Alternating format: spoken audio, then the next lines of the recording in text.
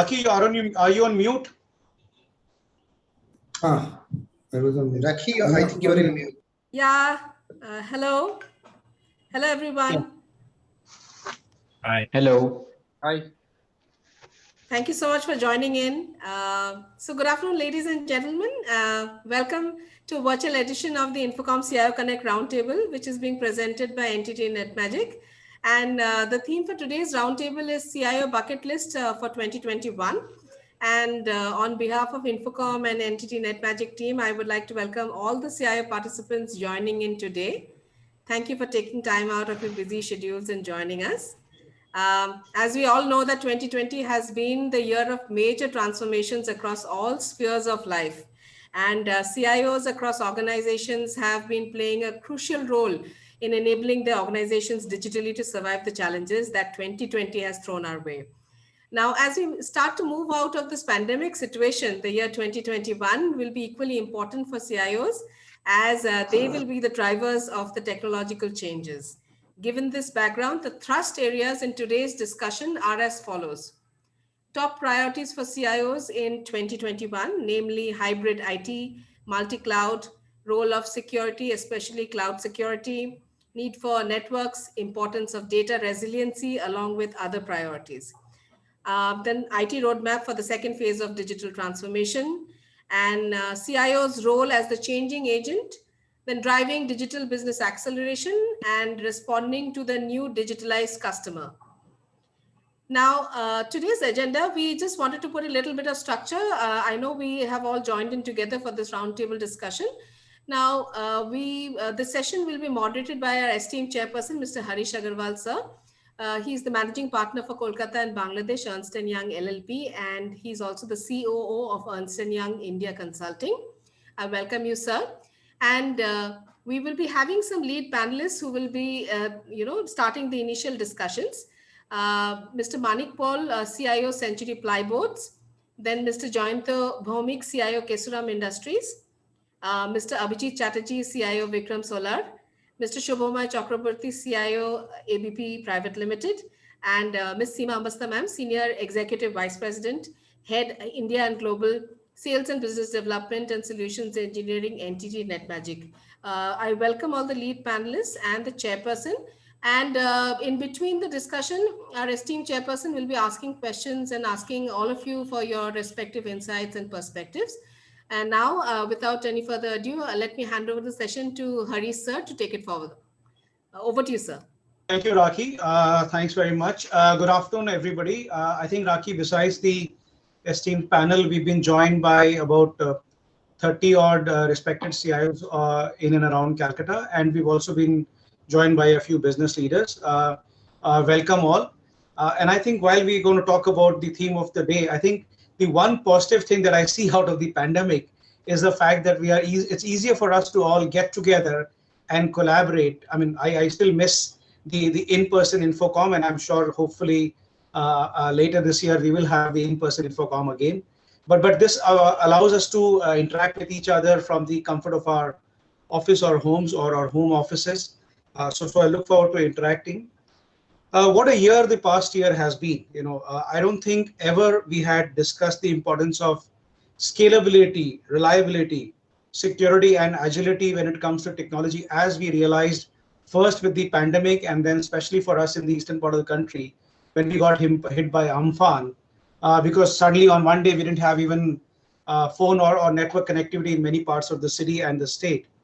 I think from working from home being the new normal to the explosive growth in the alternative distribution and consumption networks that we have seen, I don't think ever before we had spoken that we need to have multiple networks to support our work from home or home offices. People would have simple broadbands. Many people didn't have broadbands.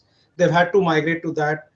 The offices had to fortify it. Businesses had to work around how to get devices over to homes of employees, either current employees or employees who joined during the lockdown and beyond, how to enable them, how to troubleshoot offline, remotely. So businesses are innovating rapidly to keep pace with the changing environment. Certain businesses have taken off significantly, e-retailing, etc. And then obviously that's also put pressure on the infrastructure the cloud and has had new requirements for security. The fact that security is becoming more and more important was also showcased by the round of ransomware attacks that we had in the middle of the pandemic, whereby many companies were hit very, very badly for not following simple security practices that had been preached by this CIO group forever to their business colleagues. Enterprises are now exploring with hybrid IT to optimize cost, to be flexible, and to cater to a changing workforce. Cloud environments are being deployed rapidly, private, public, a mix of hybrid clouds. SAP, we know, along with other IT providers, are doubling down in their investments. We understand SAP is going to invest more than 500 crores to accelerate the multi-cloud strategy in the country. And then, like I mentioned, with the ever-increasing sophistication of hacking and the rising criticality of data, cloud security and normal cybersecurity is a clear and present mandate that all enterprises need to focus on. I would also like to mention that while GDPR is something that we knew, the Indian government is moving towards a personal data protection bill, which would put in the similar regulatory requirements that companies in Europe had to comply with. So we are going to talk about all of this. The theme of today is the CIO bucket list for 2021. I'm sure when it comes to 2022, the bucket list would evolve and we'll talk about some other new areas. But I'm sure from our esteemed panelists, we'll get to hear about how they're dealing with cloud, with flexibility, work from home, hybrid IT, intelligent automation, the use of AI in their business. So with that, I would like to welcome my co-panelists today. We are joined today by Sri Jayanta Bhowmik, CIO at Kesoram. Welcome, sir. In a minute, I would request you to talk about your background. What have you been doing and what are your focuses for 2021? I'm not sure if Mr. Manik has been able to join. We understood he was having. I have joined, Harish. Welcome, Mr. Paul. Mr. Paul is the CIO at Century Plyboards. He's a very, very senior CIO, has been well known in the city for a long time. I'm sure all our members today would know Mr. Paul, and we'll like to hear, sir, we'd like you to introduce yourself and then also talk about your themes for 2021. And then obviously I've got a few follow-up questions to talk to you. We've got with us Mr. Subhamoy Chakraborti. Subhamoy is the CIO at AVP. Followed by that, we have Abhijit Chatterjee from CIO at Vikram Solar, a very, very niche industry, a very new industry for the eastern part of the country. They are into solar panels, and I'm sure he's got his own views on how his industry is dealing with some of these challenges that are coming up. And then finally, we are joined by Seema Ambastha, Senior Executive VP, Head India and Global Sales and Business Development and Solution Engineering at NTT-Netmagic. While everybody else is from Kolkata, I think Seema, you're based in Mumbai, if I'm not wrong. Welcome, Seema. And what I would do, Seema, is after all the panelists have introduced themselves, I've lined up a few questions for each of the panelists. What I would do, Seema, is after they've answered, I would throw the same question back at you for your perspective, because you would have a different point of view being a service provider. And then all the members today, if you would like to either respond or provide your point of view to a specific question, if you would like to add something, please raise your hand, and between Raki and I, we will call out. With that, if I may invite Mr. Jayanta Bhowmik to introduce and share his themes for 2021. You're on mute, sir. Yeah, thanks. Hello, everyone. Good evening. Good afternoon to all of you. I'm Jayanta Bhowmik, Group CIO of BK Birla Group of Companies, joined in Kesoram Industries in May last year. So the priorities immediately which came in front of us and which we did last year was the migration of our ERP from the on-prem data center to the cloud, and also the mail migration from the IBM Wars to the cloud, to the global cloud. Now the agenda that comes this year in front of us to take it forward to the next level is the the impending upgrade and the migration of the ERP to the S4HANA, latest S4HANA release, which is underway now. We are going live by end February. And in the pipeline, we also have lined up certain other improvement initiatives around automation of account payables and certain automation through RPA around the factory plant, the material movement, the basically the incoming and outgoing material movement automation through RPA, which is under planning now and will be taken up after soon after the migration is over. At the same time, we also have a cement business, which is in a different in-house developed ERP, where we are also discussing alternate options to migrate that to options of SAP or non-SAP options, which we are now discussing with partners, both from SAP and Oracle. We are now in advanced discussion on the business process study, which is happening around our locations. We are going to get into an option in coming months after that. So these primarily would occupy us and our business teams in getting us into the next levels.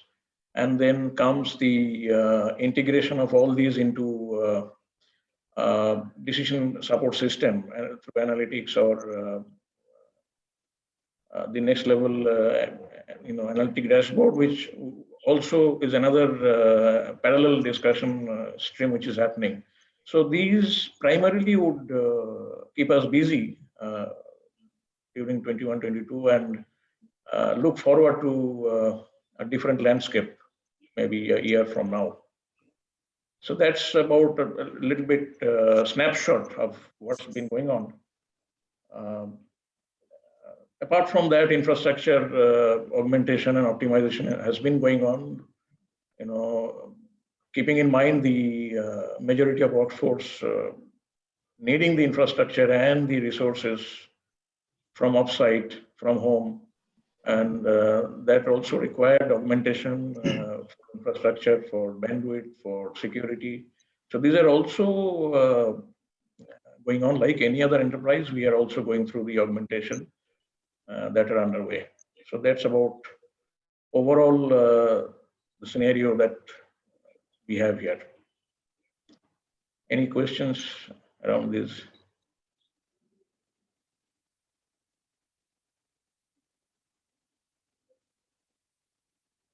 Thank you, Mr. Bhowmik. We will come back to you and ask you questions. If I may just move on and request Mr. Manik Paul to share about his background and his themes for 2021. Yeah. Good afternoon, everybody. I joined Centuryply just prior to lockdown. In fact, I joined Centuryply and then probably within a week the lockdown started. So the biggest challenge after joining Centuryply was to provide the work from home facility to all the users, which was provided through some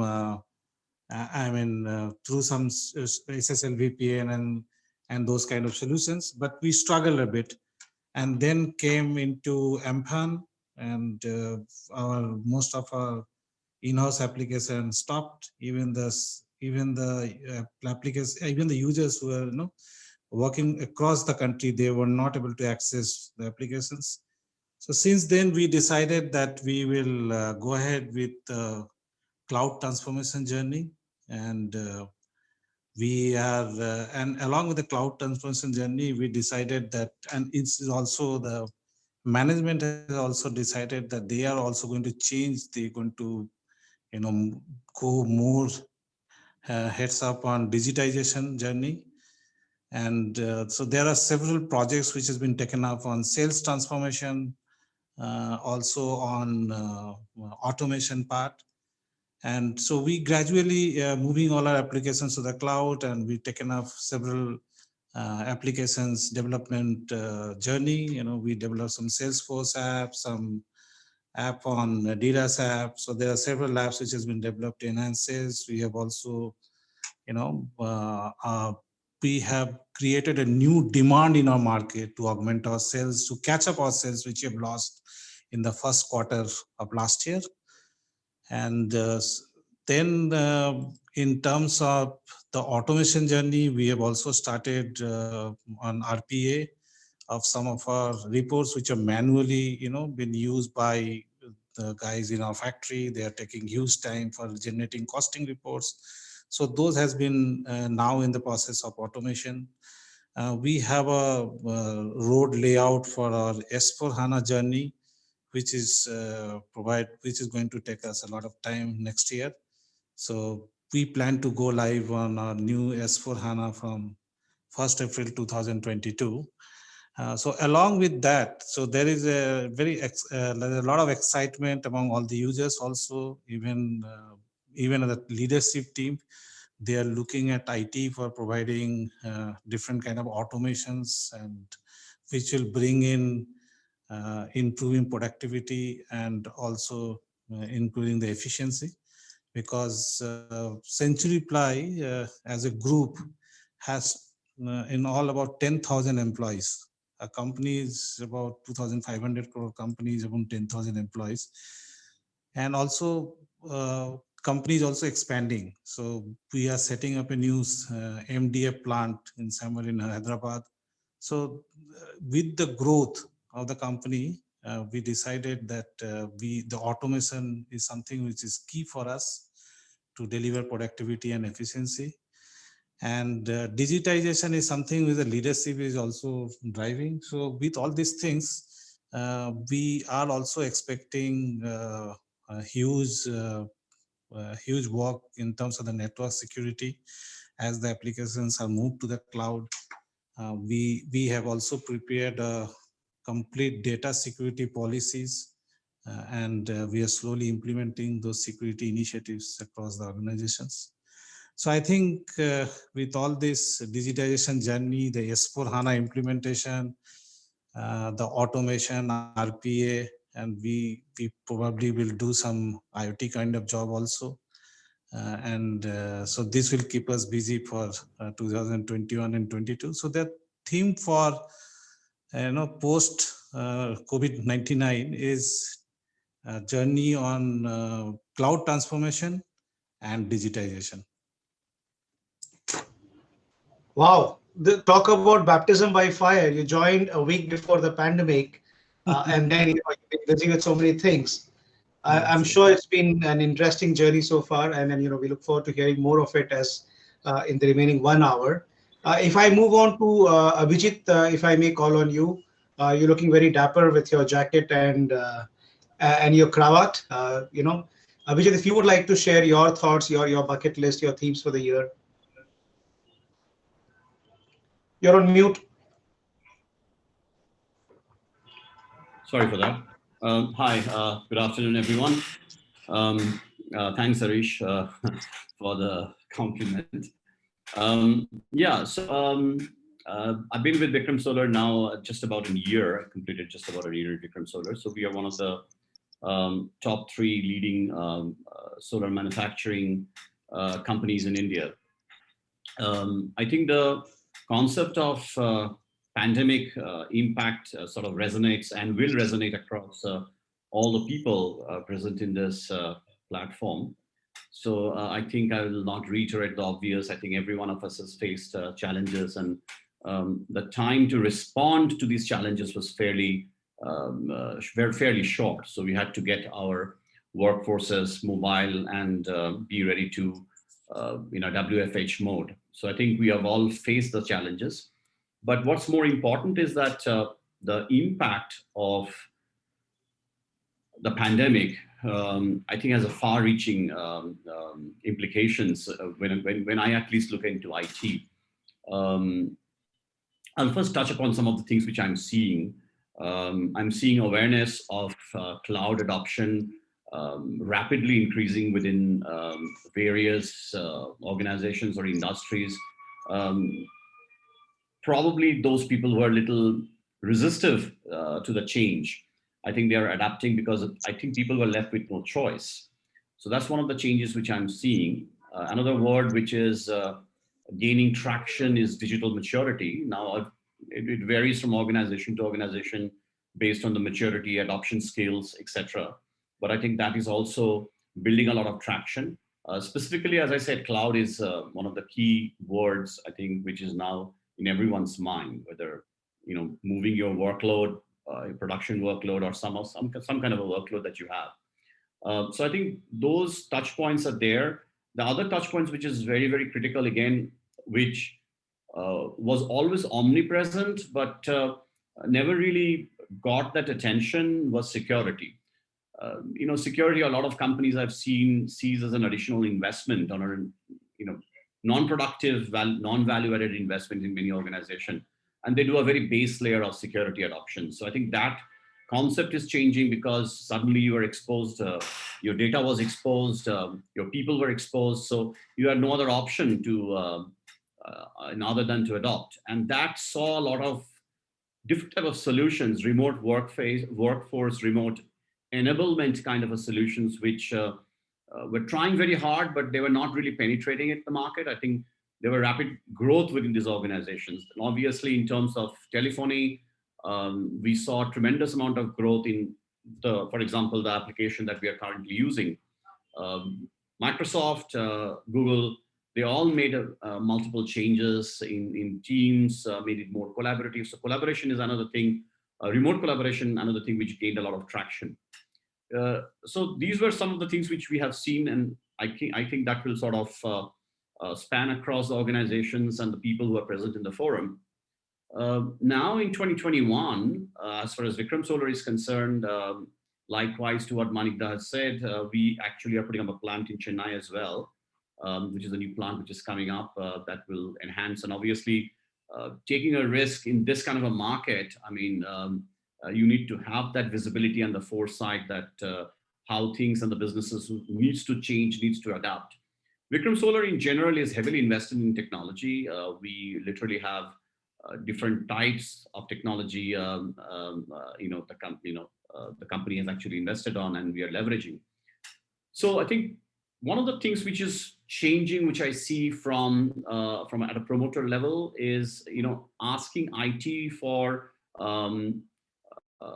more high value, more strategic things, rather than the tactical focus that was sort of earlier. So there is a mind shift which is changing. Digital maturity obviously is one of the key focus, likewise in our organization, and we have adopted, I guess, the digital transition a while ago, even before I came. And now I think with the changing landscape, we are actually working on an e-commerce journey that will we have already started enhancing, enriching, opening up digital channels to reach our customers, as well as our service integrators. So that's one of the, and there is a huge amount of funding that is getting increased that was not there. So the funding is also there along with this focus. And that's kind of a net new technology that we are actually getting into. That obviously the key focus right now is basically the degree of customer engagement, rather than that, erstwhile focus of the more of a transactional relationship which we used to have. We have launched a CEP portal, which is already in vogue. I mean, that is gaining a significant traction, got a lot of accolades from the industry, from our service integrators. So likewise, we are getting, as I said, into the e-commerce journey as well. From the technology footprint, cloud adoption is another thing which we are doing. We used to have more of a, I guess not an on-prem, but a co-located data center. I have already moved some of the workloads into AWS, and there is a discussion going on in moving additional workloads, maybe not production right now, but other than production, maybe the dev QA instant in AWS, see exactly what returns it provides to the organization. So there's another focus that we are getting into. I talked about the new plant which is coming up. That is gaining significant amount of traction. So the IT needs to be ready to come up with solutions, come up with at a very quick pace so that the factory is up and running, because the timeline is very short. We need to be production enabled within a specific timeline so that we can accrue the revenue benefits. One of the other key focus, which I'm seeing over happening, and as I'm part of that discussion as well, is future-proofing the business. I think pandemic, if not anything, was sort of an opportunity in disguise. It actually showed all of us that we need to be ready. We need to future-proof our business against such instances ever occurring. So there's a huge amount of discussions, deliberations that we are actually having, whether in alignment with both in terms of business vision and as well as merging IT into it. What we need to do from the enterprise risk, perhaps, what we need to do in terms of the cloud movement. How do I secure my data? How do I protect my data? So in that, the security component, I will probably talk about it later. From the security component, there is a significant amount of focus in cybersecurity. So that's another layer that we are getting into. So just to summarize very quickly, digital maturity, as I talked about, in terms of engagement with the customers, increasing the reach of Vikram Solar to the market, both locally and internationally. That's one key area. Cloud migration movement is a second area, moving different type of workload, maybe looking at a hybrid model, so to say. That's something that we are looking at. Balancing that with the cybersecurity, making sure that the data is protected at each layer. And obviously, while we may be on at a 100% office mode, there are still people, there are still remote sites. And so cybersecurity is going to gain traction, protection of data. Classification of data is something which we are also getting engaged into. And then finally, putting everything together is future-proofing the business. So there is a sort of an oversight committee which has been formed, which is looking tactically, strategically, what we need to do to ensure that if such occurrences ever happens, how will Vikram Solar be able to sustain that hit and be able to be, stay positive, stay above ground. So I guess overall, that's basically what we are doing. But the most important thing is that IT is engaged hand in hand with business in this entire journey. So that's a very critical aspect. I think we need to make sure that we understand the business requirement, and business needs to ask the right questions. So that's how we have been sort of working in Vikram Solar for the 2021. That's our sort of what we plans that we have moving forward. Thank you, Abhijit. Thank you for sharing your themes, your priorities. I'll move on, if I may call on Subhamoy Chakraborti to give a quick intro about himself and also talk about his priorities for 2021, the themes that he's looking at. Sure. Thanks, Harish. Good afternoon, everyone. It's a delight to be present in this forum. I lead the IT function of ABP. 2020, I think all of us have discussed, it has been a difficult year for most of the industries. We talk about work from home, but the angle is that IT team was also working from home. So supporting working from home while being work from home was a critical thing. And obviously there was cost pressure throughout the year. Now 2021 promises to be a better one, at least we sincerely hope so. If you look at the COVID scenario, if you look at the industry sentiment, if you look at the market movements, this at least generates some hope for the time being. Now, on the wish list part, obviously the investment for the work from home thing will continue. And if we leave that aside, I have 3 items that I want to talk about, which is my wish list for 2021. The first one is investment in digital business. I think this will far outpace the investment in traditional technology. Organizations would look for agile solutions and will try to build system of differentiations, which will be built much more rapidly, and we need to look for options for that. Number 2 is automation. The automation journey, I think Manik also talked about RPA. RPA is going to be big, obviously, especially in this cost scenario. Now, so far, most of the CIOs, most of us have been using RPA for solving business problems. What I would like to see is adoption of RPA in IT domain as well, because there is a lot of scope for automation even in IT. And the third point is about data.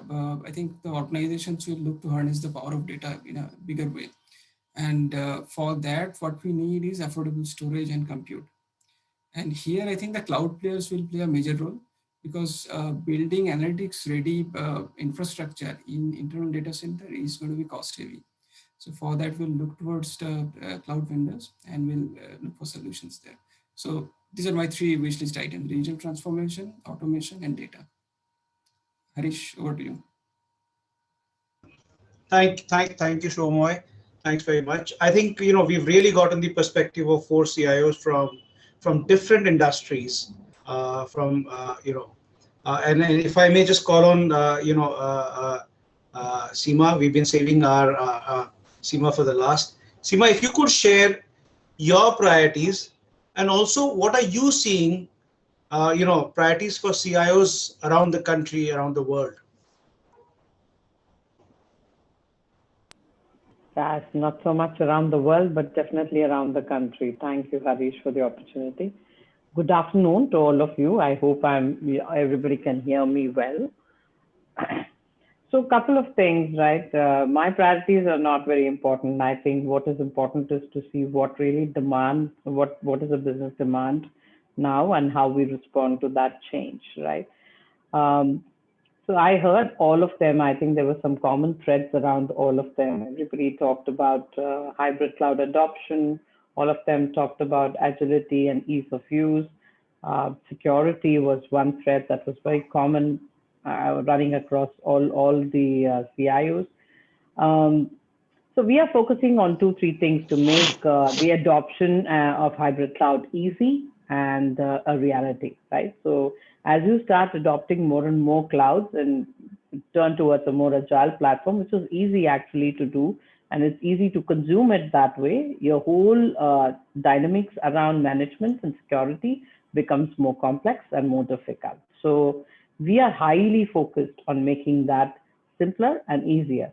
So actually, we are probably the only CSPs who have a platform, to manage all multiple clouds on a single pane of glass. And this comes as part of our managed services offering itself. So it's very simple to adopt and you don't need to have any other tools. So that's one thing that we have innovated in. The second thing is we're working on business resiliency. So we're working around a lot of resilient solutions which help you build resiliency as you move towards,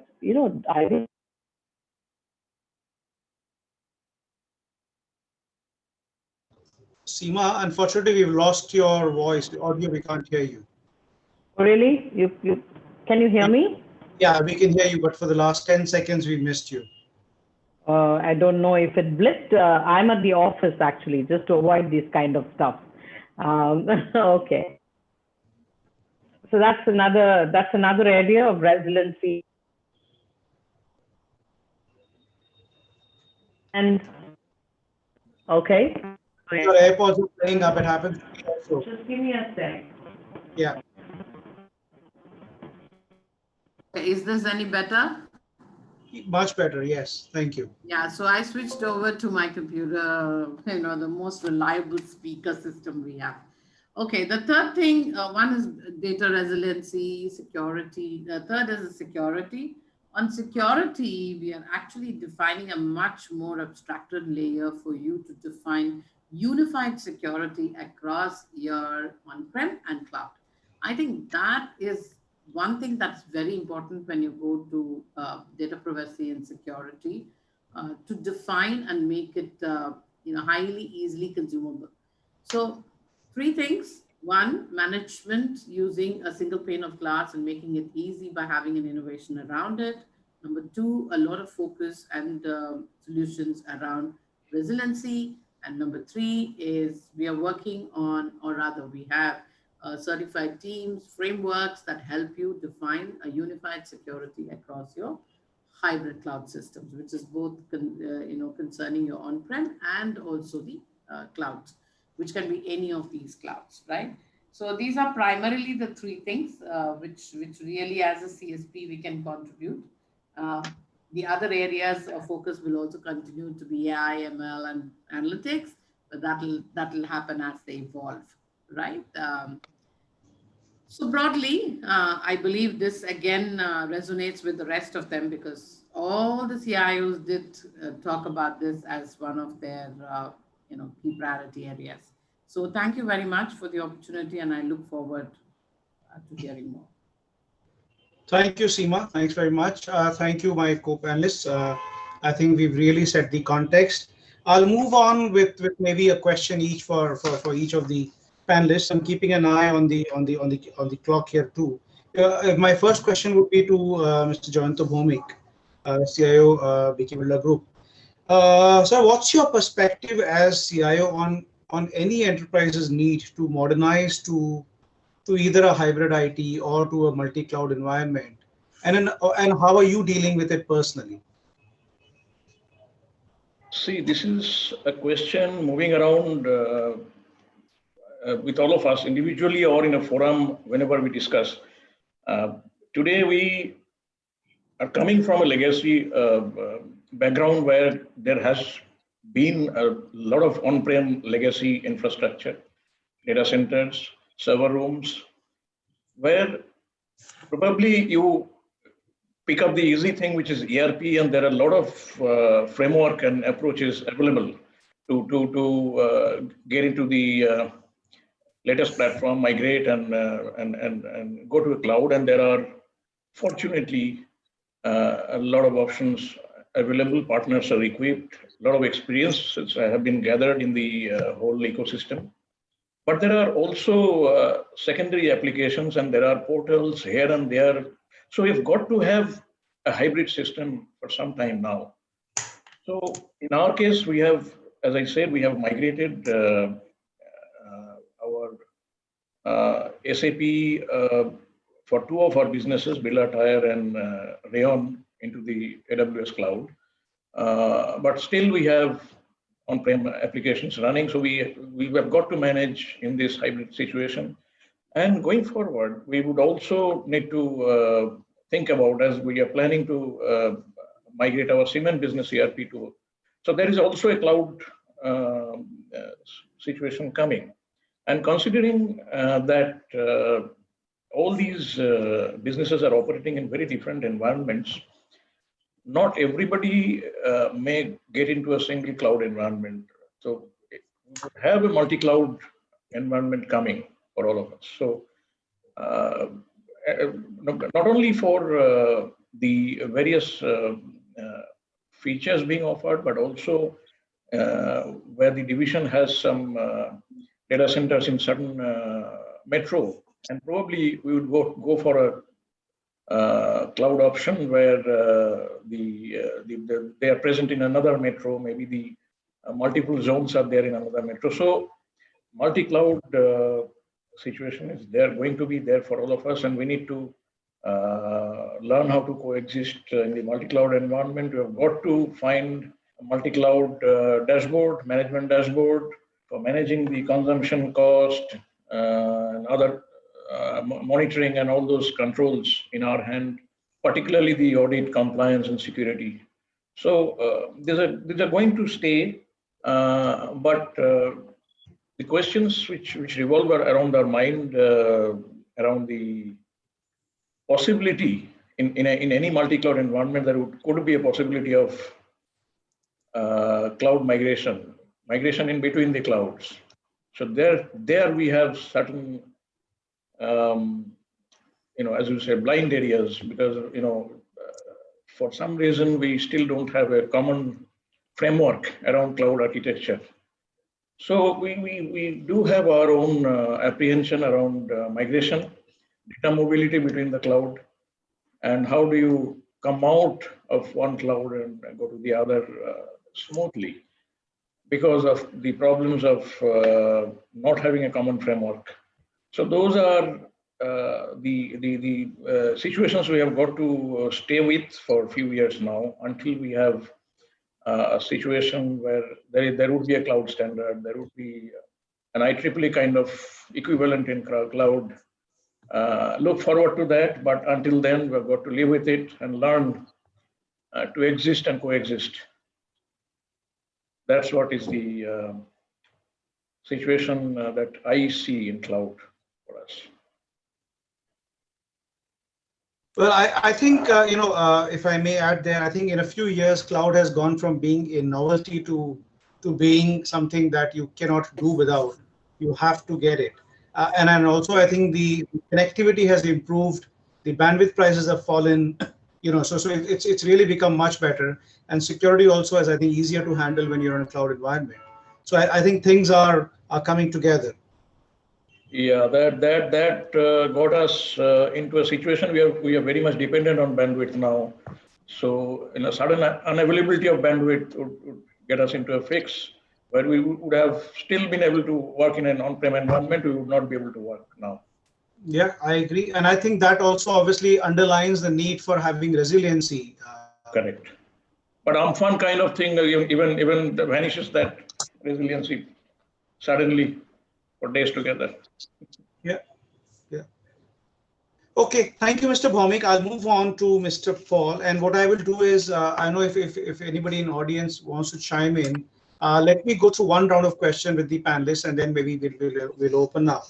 So if I may call on Mr. Paul, Mr. Manik Paul, you mentioned that during Amphan you had to take some actions, and obviously, like we discussed, yours was a baptism by fire. Century really expedited its move to public cloud, and you've been cited in the media on that. Given the impact of pandemic followed by Amphan on your business operations, what were your really key takeaways from this move? What were, so that the audience here can learn from your experience? Yes, see, what I felt is that keeping an application on premise, then you're keeping restriction for the users, to in terms of the bandwidth, in terms of the speed, because it all depends that what is the pipe size you have. You have 200 MB, 300 MB, and then also you are not sure. You also have to put up a load balancer in the network to ensure that if this goes down, then it will automatically switch over to the others. It's always a challenge if you keep in-house application and on-premise application. And slowly, what I've seen here at Century Ply is that people have started working on app. So people have started, it's something of mobile computing. Everybody wants to work on mobile. Even if you, even people want to see SAP reports also on mobile. Okay, so that's the kind of environment which is gradually is going to be there in future also as well.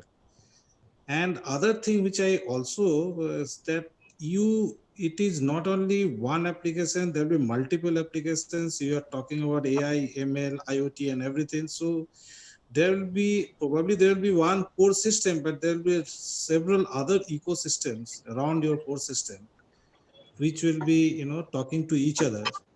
So that's where I think cloud is the better option, rather than keeping everything on the on-premise. And after moving our applications from on-premise to cloud, users are happy. Users are able to access applications from home and from anywhere. They are not also complaining speed. Okay, there are many. We had something called a Patsala application for the new joiners, who comes and see all the videos of how the panel business works, how the Teco manufacturing, what are the different products. And so those videos who are accessing from their mobile or from their house, they are not able to access because of the bandwidth. Now we have hosted those videos now on Google Cloud, and everybody is able to access. Okay, so people are very happy with that. I think that's what we are looking for. We are looking for, and that's what is the future is. Future will be more about mobility, more about the mobile computing. And cloud is the best solution as far as I'm concerned. And we have got the dividends from the clouds. And what we have decided that for any development part, which we are doing, probably we'll keep our development in our on-premise setup because we already have the infrastructure available. Once it is developed and it is ready to be deployed, then we'll deploy in the cloud. So that's the kind of strategy which you're taking. But yes, so that's something which is very important. Obviously, the various applications are coming. We have challenges of data integrity and also the data consistency. That's a separate challenge, which is anyway going to work. But I think the best option for multiple systems, multiple applications talking to each other is cloud. So that's what my point of view, regarding and it's giving dividend to Century Ply. Thank you, Mr. Paul. So So cloud is the future, or cloud is probably the present. Thank you. I'll move on to Abhijit. Abhijit, you're also a big proponent of cloud, and I'm going to ask you really two questions on cloud. What do you think is the maturity of enterprises around their cloud strategy, including on security? And secondly, I've been to your plant in Falta, and you are a big user of robots, and I don't mean RPA, but I mean robots. And there is a security angle coming up on the OT side also. So if you may talk about cloud security, cloud strategy, cloud security, and OT security. Hi. Yeah, this is a extremely broad topic to really address, but I'll try to do some justice in this short time. I think Manik have said, I think it's resonating among all the speakers over here, that the modern businesses will continue to invest and take a deep dive, whether it's pandemic impact or otherwise. I mean, I think probably by 2020, I think it's about $250 billion globally enterprises are actually spending on cloud. And, one of the things which I keep hearing, that it gives you the agility, the flexibility, the scalability, but there is certain intrinsic challenges, I think, which we just touched upon, which is the information security component. And, we in our position, people in our position, including the business investors, it is very critical for them to understand that just because something is going to the cloud, it doesn't mean that we as IT leaders or business as the people who are actually owning the data absolve themselves from the security responsibility. And whether it's GCP, AWS, Azure, they're doing a very good job, and they have the best tools and technology. But the responsibility one we need to understand that still lies with end users or organizations. Personally, I think on the maturity model, I see that people, I think from the cloud native security challenges, the one I perceive will define the organization's maturity would primarily be in three pillars. Whether the organizations understand the strategic alignment in terms of the enterprise goals, the business requirements. Some businesses may not even require it. The risk appetite of the organization, the data being the key jewel, what is the importance of the data, how important the data is, whether you want to keep it outside. The capability of the organization is extremely vital, because more and more people who are going into, say, AWS, and you have managed services. And as I just pointed out a few minutes ago, you can, just because you have outsourced the managed services to a cloud company doesn't mean that you do not have the knowledge of securing the parameters, securing your data, your applications within the cloud. And obviously the efficacy that I think the organization visualizes. The primarily way I look at it, I think the organization must understand in terms of the attack surface.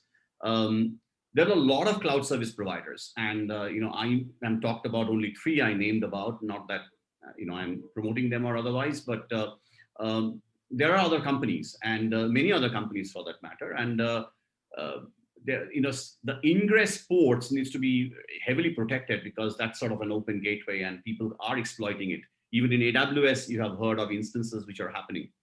The critical component which I find and just touched upon in terms of the managed services aspect, whether it's IaaS model, whether it's a PaaS or a SaaS model, you have limitation up to a certain gateway, up to a certain point. After that, it's sort of like a Chinese wall to you, because the cloud providers control everything. So the visibility and tracking is very, very vital. So I think you need to have a conversation and a dialogue with these people so that you have the right visibility, and that is sort of related to the next point, which is, we are provisioning assets, we are decommissioning dynamically at scale and with a certain amount of velocity. The security tools might not work in conjunction with that in terms of enforcing that protection you want. So visibility in terms of your changing workloads is extremely critical. And a couple of things I think one organization needs to do is, while it's a little on the advanced scale of maturity, is the DevOps or the DevSecOps, or in terms of the automation drive, where if you are aware of it, of how to deploy it in the early stages, then that will bring you a certain amount of benefit.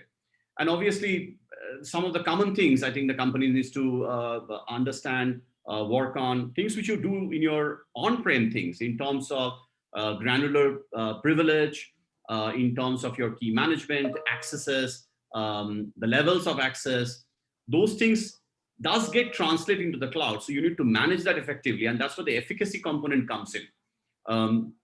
And obviously, we should not forget about what's the last word, which is gaining a significant amount of traction, which is the zero trust security. So whether you have data on-prem, data cloud, you have the data transactions people are actually accessing, whether from on-prem, through a secure environment, or through cloud, whether it's public or private. Now, data, as I touched upon, is the primary jewel of all the organization. So it is very important that you, at some level, you understand the business goals and objectives, which I touched upon, have the right visibility of that set of data.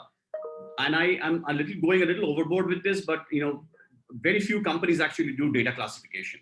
So it might help an organization in terms of having an enhanced capability model, enhanced efficacy model. If you can classify that set of data, set the priorities, and then you'll know exactly what data and how to protect the data. And the last component, obviously, so securing your endpoints. Obviously, there's another aspect, the endpoints where you will be accessing the data, whether it's in cloud or on-prem. And that brings me to the people as a last element, because that's your weakest link. We may attribute the issues to cloud, secure the cloud, but one of the last link is the people component. So technology component is also there, but the people component is very vital, because these days you have data which is going maybe to an employee, internally, to external consultants, to a partner organization. You're exposing information to your customers these days. We do it in our company. We have CEP portal where system integrators comes over and logs in.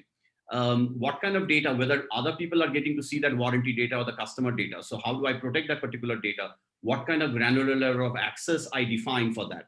So identify the sensitive data, and the data flow is very vital.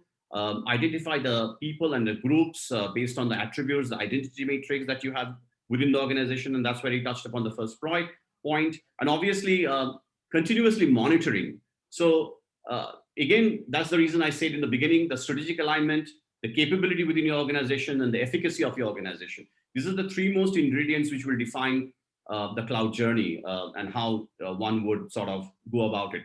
And the last part, when you talked about in terms of the OTT devices, yes, we are doing a lot of IoT projects. I have not touched upon it earlier.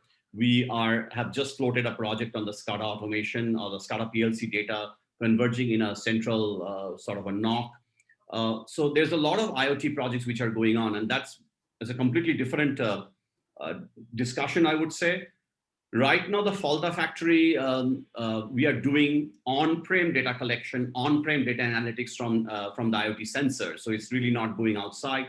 So I have my network level security, my endpoint security, which I'm now deploying. The Chennai plant, which is coming up, they have devices which can actually transmit the data. So we are actually building a model of how to secure these data from the devices. These are new machines. These new machines will transmit the data, and we have a sister concern which is actually bringing an IoT projects, which is sort of marrying and integrating in terms of the shop floor activities. So we need to define a new working model of securing the data, whether it's going to go outside.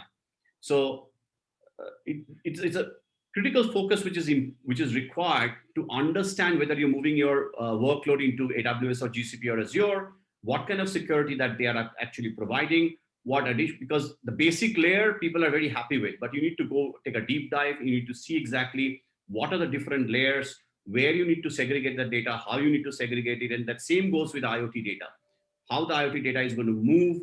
And also a very critical point, IoT is not going to be very small data. It's going to be large chunks of data which is going to go. It's going to have an impact on the bandwidth also. It's going to have an impact on the network security also. So you have to look at it holistically, which we are trying to do. We are really, we are really not there yet with the Chennai plant because the work is actually in process. But yes, blocking and securing those endpoints, even with the machine points, will be very vital. Um, Identifying, protecting, detecting if there is an anomaly going on, if there is any kind of a sniffing thing is going on inside my network. So those basic checks and balances must be there, and which we are doing. That I think holistically, hopefully, should be able to protect the data. But it's ever evolving, and it's a continuous process. That's very important for us to remember. It is not like a one-stop solution. It's a continuous sort of a learning process. You learn the issues which are going on, and you keep protecting your vital assets. I hope that sort of answers your question in some form.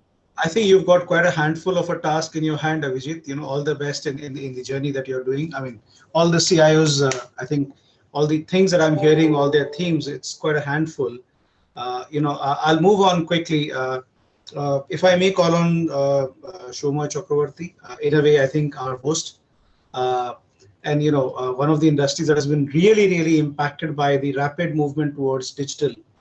So traditional print media, Subhamoy, has opened up to new technologies in recent times. Can you share your perspectives on how you see this evolve? Yeah, sure. See, like many other industries, print media has also seen its tough days over the last 1 year.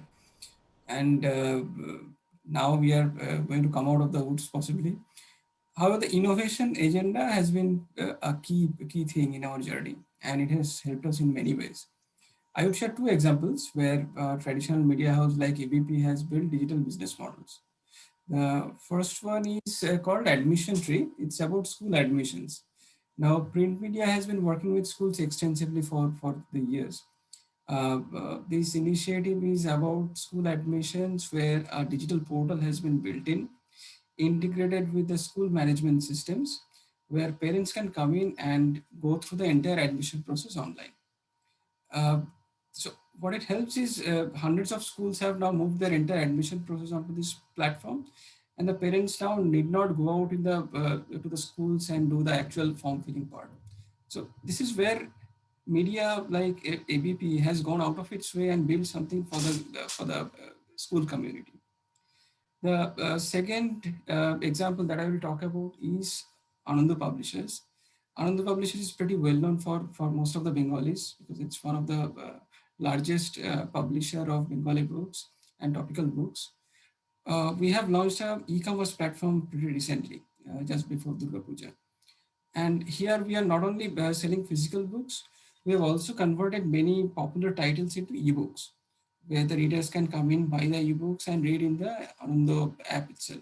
The app is available on Android as well as iPad, and the reading experience is quite nice.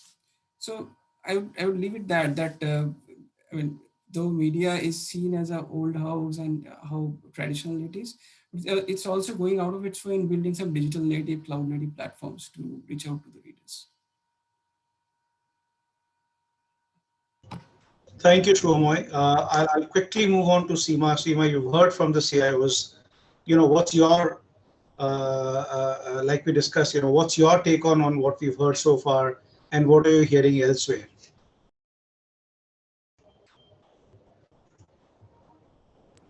Very quickly, just keeping the paucity of time in mind, I want to just pick up on two things I heard, right? Two things. There were a lot of things, but two of them which really interest me. Number one of the panelists did talk about the complexities of cloud, using multi-cloud, movement between clouds, migration itself being a large task, is a big task in cloud.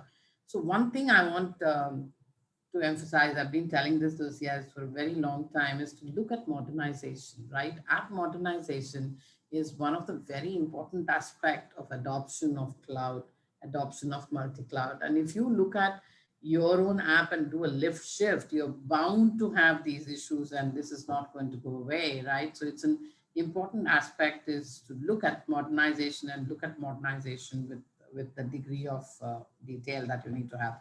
For example, we are so used to our virtual platform, and we think virtual platform is like a mini cloud and it's good enough, to do. It's extremely difficult to implement unified security on a virtual environment, which is running on different platforms, different physical clouds, and try and get the data in a secured, or secure the data, or secure the users, or even use controls. So one of the most important things is look at some of the new modern methodologies like containerization. I think it's very important because containers help you in many ways. It helps you modernize, it helps you bring in a lot of control, it helps you in migration, which is very easy, which is very simple, because the whole thing, all of the virtual systems run within a certain container, and it's much easier to visualize how you will deploy the container, how you can control your access to container, how you can define a unified security process to container, both in terms of, and the most important thing, the use of APIs themselves have been a big problem in defining security for cloud. And if you use containers, you can actually define that in a much better way, right? It helps you really look at it with a different perspective. And it actually helps in simplifying that whole architecture. So your migration issues, your management issues, your performance issues, your real true scalability that you're looking at comes from modernization. So look at modernization as a very important tool towards your whole initiative for cloud and for hybrid cloud. You should never look at hybrid cloud as a lift shift. It really is a problem and doesn't give you much of value. Then you have to look at certain aspects of security. Security was the other thing I heard. So like abuse and nefarious use of clouds themselves within the organization. A CIO needs to take a view on that. Insecure app API is another problem. How can you really look at a secure API access?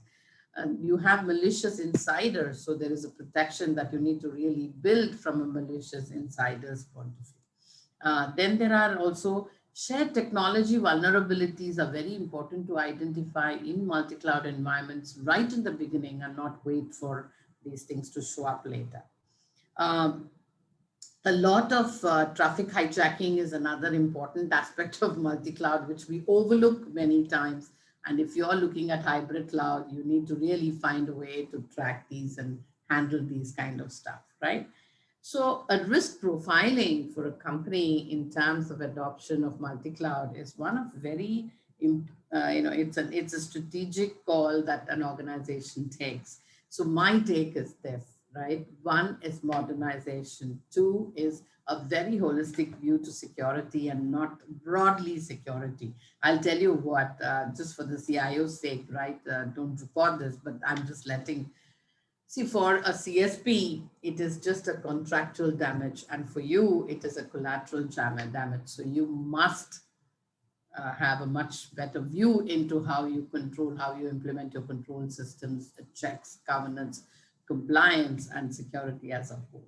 Right. So that's what I had to say. Let's hear more from the panelists.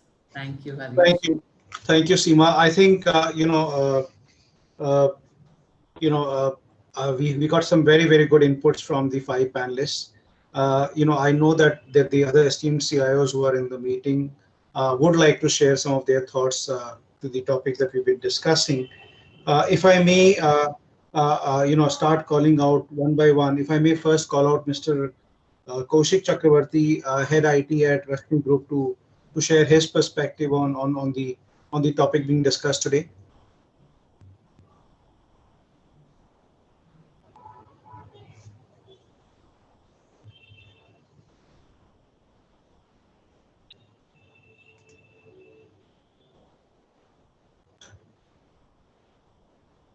Hi, Kaushik, can you unmute yourself and if maybe put on your camera?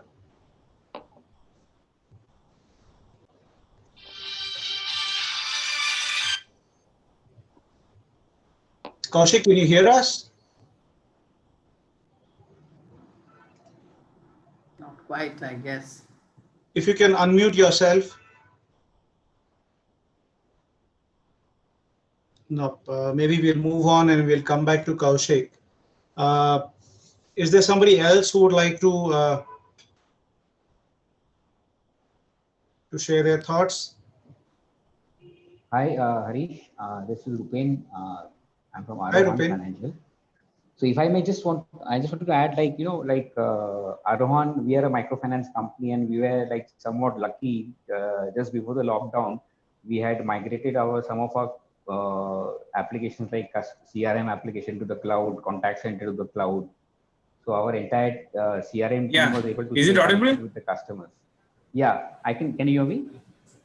Yeah. Kaushik, we moved on to Rupen. We'll come back to you in a couple of minutes. Hello. Yeah. Kaushik, So we'll I come back wanted to to you. add, like, Go ahead, Hello. Rupen. yeah, sorry. I just wanted to add Hello. that, we were lucky, like we had migrated our contact center and our CRM team was able to stay connected with the customers during the pandemic and the lockdown.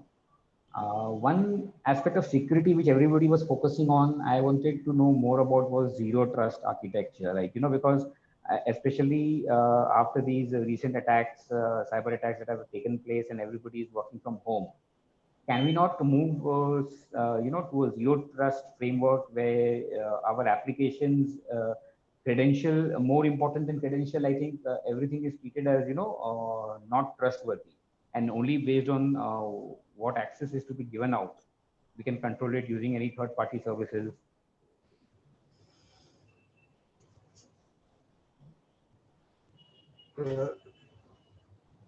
Rupen, we stopped hearing you.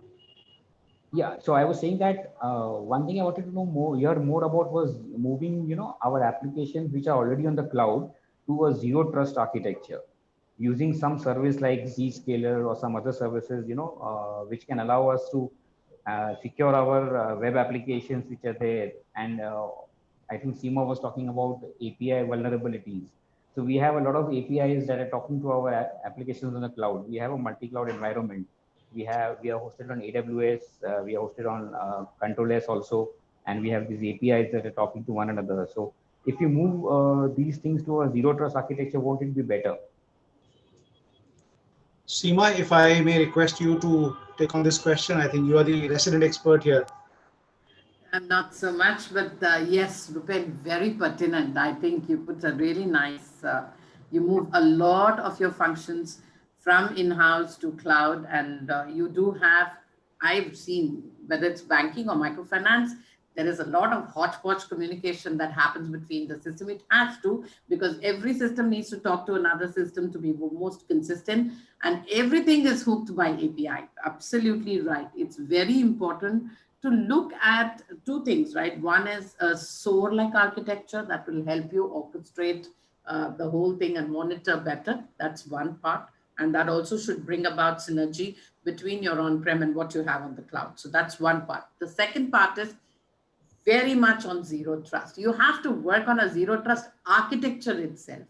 One is to implement a solution. The other one is the architecture. You need to look at what a zero trust architecture looks like, from authentication to your orchestration to your delivery, and stitch that whole thing together. In fact, we have implemented this to several banks, and I can tell you, we have used solutions like Zscaler, Akamai. Akamai has been very popular around zero trust. And we have actually been able to deliver this in about flat 60 days, removing a large part of the vulnerability. You need to have the basics in place. Ensure that your SIM and your SOAR is in place to some extent, and then you can tie the rest of it on an architecture that is more zero trust based. So you do at the app layer, you'll have to do at the PaaS layer, you have to do at the infra layer, and all the three layers need to have a very consistent view of compliance and control, which can be defined through zero trust. It can be Zscaler, it can be Akamai. It is, while companies did not pay attention to this for a long time, if you move to cloud, the most important is WAF, your zero trust, your SOAR and SIM, all tied together so they can work. And of course, the end user security bit, which you need to plug. Very much. I'll be very interested. Let me know. We have some very good assessment tools that help you define this whole roadmap for enterprise security. And you don't have to really spend on things that you don't want to, but at least plug the vulnerable holes. Let's talk offline. I'm very, very keen. We can actually do a more meaningful discussion around this. Thanks, Rupen, for, yes, you did pick up a few things of what I said. Absolutely right, but I think you have nailed it. It is important. Zero trust is the word to use. It is the right framework that is so pertinent to having a control on cloud, security control on cloud, whether it is internal, external, end user, or even a client, client. Very much. Yeah. Thank you, Seema. Thank you, Rupen. I can talk about the whole framework, but I think I'll eat into too much of time. But I'm very keen to have this discussion separately with you and also offer you a free assessment. You know, we do a very comprehensive, we are known for security. NTT is a security company too, right? Network and security. So I'll be very keen to offer that service, you know, just to give you the flavor of what it means. Thank you. Thank you, Seema. I'll be in touch. Thank you, Seema. Thank you, Rupen.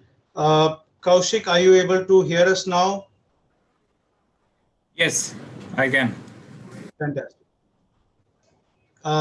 What was your question or comment? Yeah, actually, during the year, we have experienced a lot of like unnatural thing. So our focus was more or less into security, how to secure the on-prem data, on-prem user data, and how to secure the cloud data as well. So because right now our major focus is for using the cloud-facing application more in a bigger way. So while using the cloud-facing application, so how can we become rest assured regarding the compromise of the data, leakage of the data, and probably the management of the bandwidth as well become a major challenge nowadays we are facing. Seema, looks like this one is again for you. The right bandwidth sizing, yeah, that's very important. So just, I want to give you a little recipe, you know, to look into how you should kind of deploy your application. So that's exactly what I told you. A lot of bandwidth related, a lot of access related, as rightly Rupen said, a lot of trust, implicit trust, network relationships that you define, which is part of zero trust. All these things can be easily accomplished, one, using a container based rather than just on-prem to a cloud plug and play kind of an architecture, right? So that's one answer to you, Kaushik. Very important to look at modernization of your app and see if you can just containerize it. See, today they're available. So you have solutions from whether it's AWS or Google or anybody. We are a Google MSP, so let me talk about Google. I have more experience with Google. I'm an intern. I'm a certified person myself on GKE, so I can talk about Anthos. So if you look at Anthos, like thing which helps you actually create a container on-prem and create a container on your, using any of your legacy applications without much of a change, but just put it into a container. First thing is that it control some part of your security definition. Because otherwise security is too many parameters in the loose and it's not so easy to secure everything, right? So that's one part. So get it onto a well-defined app stack or container. Okay, so that is one part, a VApp or a container. The second thing is to look at three layers, basically three layers: the network layer, the data layer, and the user layer. Application, most of the time, a well-defined application security is already embedded. Nobody writes application or enterprise application which is not secured, right? I mean, the vulnerabilities get patched so that you don't have to worry so much. So you need to worry on these three: the network, the data layer, and of course the end user part. So these are the three things. So there are definite solutions that are available to address them across both your on-prem and your cloud. So this may not be the right, right place for me to have a deep dive discussion, but I can tell you, how you need to do it. A data layer, data side, you have, in terms of leakage and protection loss, you need to define a data policy or a data management policy and also have the encryptions in place. You also need to have integrated, security management layer rather than isolated to each one of these. So we define a complete cloud management or a cloud security stack, which helps you actually protect all these layers. So that's one. The second thing is on the network side, trusted network implicit relationships are very important. So zero trust is very important. So you need to put that in place. Normally, what I've seen is CIOs overlook that need because it's an expensive solution. Let me tell you, it's not a solution that is non-expensive. It becomes a little prohibitive at times, but depending on how sensitive that is and how much amount of risk appetite you have and what kind of damage that can culminate into, you need to take a call on whether you need to have a trusted relationship established versus the normal. And the third is the end user. At the end user level, you need to work a little bit more than what you have right now and have an enterprise security embedded into your user levels. We don't do that at all. So you need to actually do your DNS security. So I've seen customers, right? They have a secure cloud on which they have their application, but they put their DNS in a insecure cloud and they just open the DNS to the whole world. You need to really understand how to architect communications between these and how to secure each one of these. Your DNS, your enterprise security for your end users, your data protection at multi-level, your SOAR and your SIM, your network, trusted network implicit relationships. So these are 5 or 6 things that define how well your system is. Now, some of these are overkill for certain industries. You don't need to do all of them. That is why I say, while this is broadly a framework, you need to really choose what really matters to you, because there could be, you have no API communication, you don't have to worry so much about all this. If you don't have too much of external intervention, you don't need to worry about implicit in network relationship, trusted relationships. So it is highly dependent on environment. But having said this, containerization, modernization, looking at your application and cloud ready is something that you should not overlook. Yeah. So legacy by itself, moving it lift shift is not cloud enabled unless until you have wrapped it in the right form and you make it so you can truly harness the power of cloud, agility, scalability, security, resilience. Otherwise you can't. All you have is just another platform, which is like an IaaS extension to your on-prem. Sorry, Harish, for taking a lot of time. You are a real evangelist of cloud. Comprehensive question in a very short, in a very small and brief. I must say, one, you're a real evangelist of a cloud, and you're a strong, very, very strong salesperson. You will sell, you've sold me also if I was not already sold. But enough joking. I think we have time for one more question. I'm looking at my watch. We've got 9 minutes to go. And I thought, besides talking to the CIOs, if I may call on a business person to hear his point of view. So, Mr. Ronadip Saha of Rare Planet, if I may request you, sir, to switch on your camera, and if you have any question or if you have any perspective to share as to how you're dealing with the journey, including how you dealt with during the pandemic, we'd be very grateful.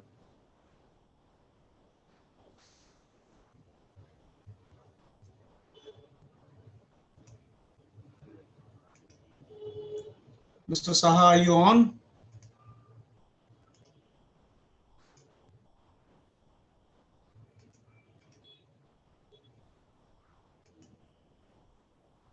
All right, I'll move on.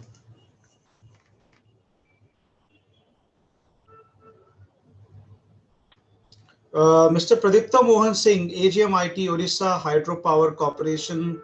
Are you on, sir? Hello. Yes, please tell me. Yes, sir. Did you have, I want to hear your perspective, and your thoughts on the theme for today.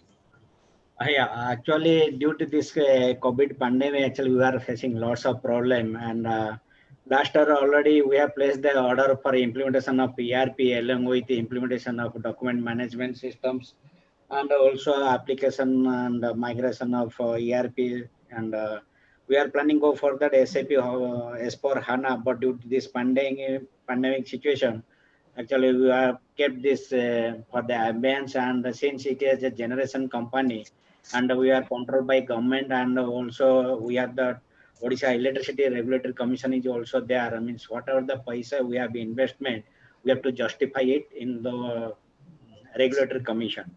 Then again, that is the some hearing is going on, and last actually now this Honorable OSC has already confirmed that our journey is going to start now, and due to this pandemic, we have to keep this sometimes. Now we had already started this, and this is the for the guest from OHPC sides. Thank you. I think we may be able to squeeze one more participant. Mr. Arun Kumar Agarwal, CFO Visa. Are you on, sir?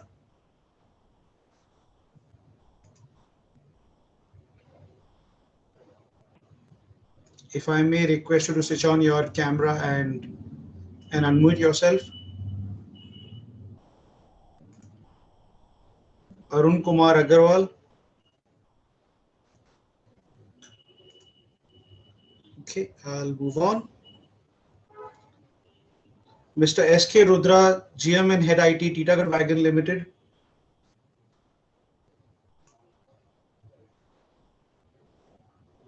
Mr. Rudra, can you hear us?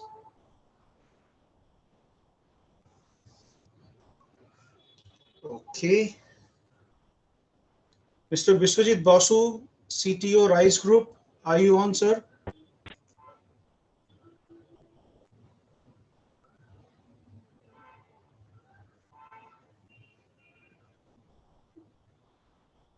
Okay. Yes, I think we are out of questions for now. Seema, if I may request you to come back and share your closing remarks. We've got 5 minutes to go, and then I think over to you, Seema. Yeah, thank you so much. Thanks. First of all, I want to thank all the participants, my panelists, Harish for moderating this whole thing.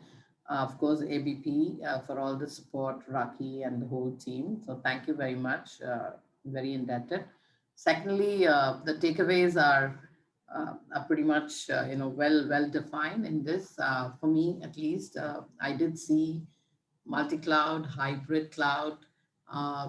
In terms of security, multi-cloud security, hybrid IT security, and managed services, ease of managed services have been my takeaways from this discussion.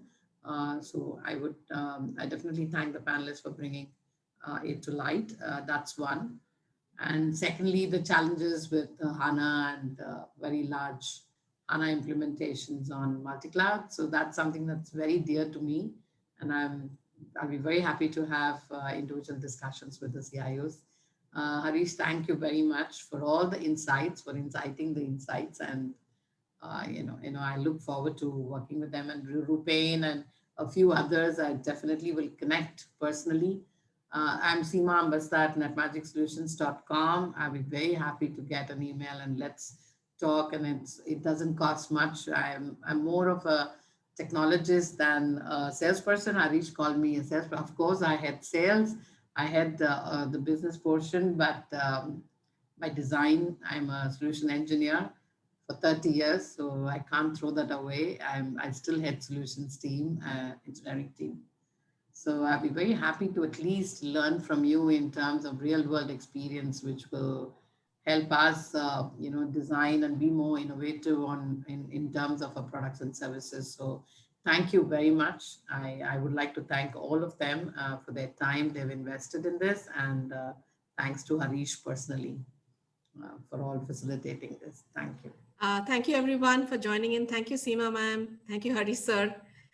Thank you, Mr. Manik, Mr. Abhijit Chatterjee, Mr. Jayanta Bhowmik sir, and Subhamoy for joining us, and all the other CIOs for joining in. We've had a phenomenal response. I wish we could take more questions. I think it would go on for a few hours. So till next time, we will be hosting more of these roundtables. Please do join in, and please take care of yourself and stay well and be safe. Thank you, everyone. Thanks, everybody. Stay well, stay safe. Bye. Bye. Thank you, Harish.